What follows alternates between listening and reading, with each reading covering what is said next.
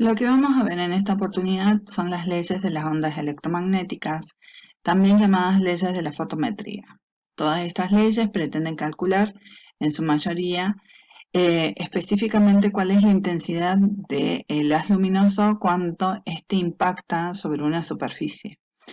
Y para la utilidad dentro de nuestro campo, específicamente sería qué incidencia tiene o intensidad tiene el haz luminoso cuando impacta sobre la superficie que nos ofrece el paciente.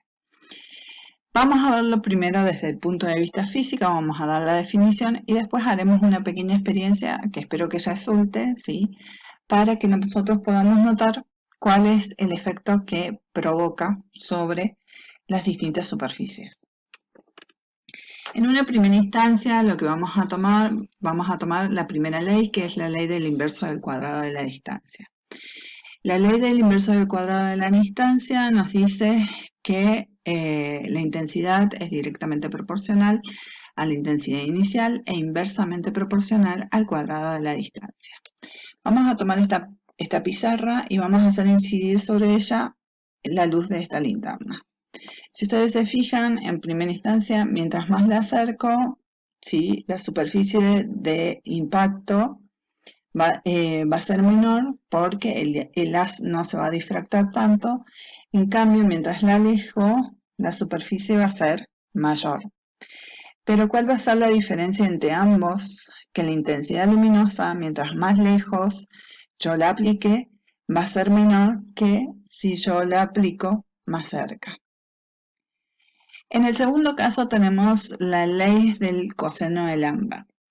La ley del coseno de Lambert nos dice que la intensidad es directamente proporcional a la intensidad inicial por el coseno del ángulo que forma. Específicamente nos dice que va a haber mayor intensidad si el haz luminoso cae en forma perpendicular que si cae en forma oblicua. Vamos a llevarlo a otra posición para que lo podamos visualizar. De esta forma tenemos, ¿sí?, una aplicación perpendicular en la cual ustedes pueden ver que hay mayor intensidad, pero si yo lo angulo, vemos que la intensidad decrece, ¿sí?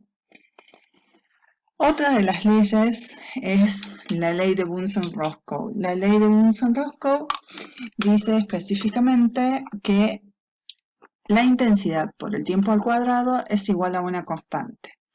En ese caso, la constante es el efecto que le queremos dar con la radiación a nuestro paciente.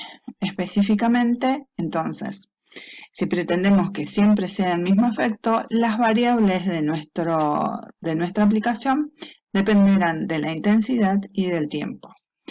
Por ejemplo, si yo tengo un paciente al cual le tengo que aplicar nuestro haz de luz sobre una superficie pequeña como es la mano, acercaremos porque la superficie que vamos a cubrir es mucho menor, ¿sí?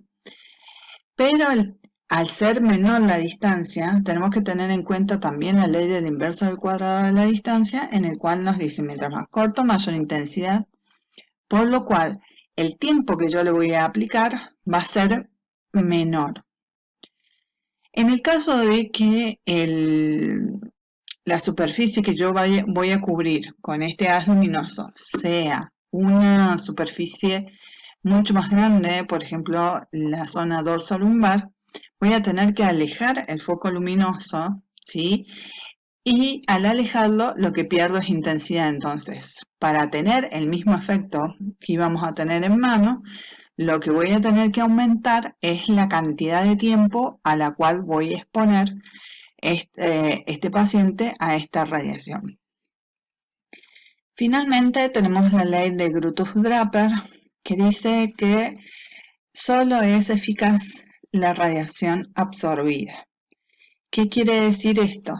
Va a tener efecto sobre los tejidos aquella radiación que impacte sobre ellos y el tejido tome esa energía y la pueda transformar. Para ello, tiene que estar la zona expuesta, porque si colocamos un elemento que la cubra, la que va a absorber la radiación es ese elemento y no la superficie corporal. Eso es claro cuando nosotros, por ejemplo, estamos expuestos al sol y la radiación ultravioleta, que es la que queremos que incida sobre nosotros para broncearnos, nos quema, nos broncea en las zonas expuestas y en las zonas que están cubiertos por ropa o por la malla, por ejemplo en el verano, no realizan ese efecto. ¿Por qué? Porque principalmente el elemento que absorbió esa radiación fue la ropa o la malla.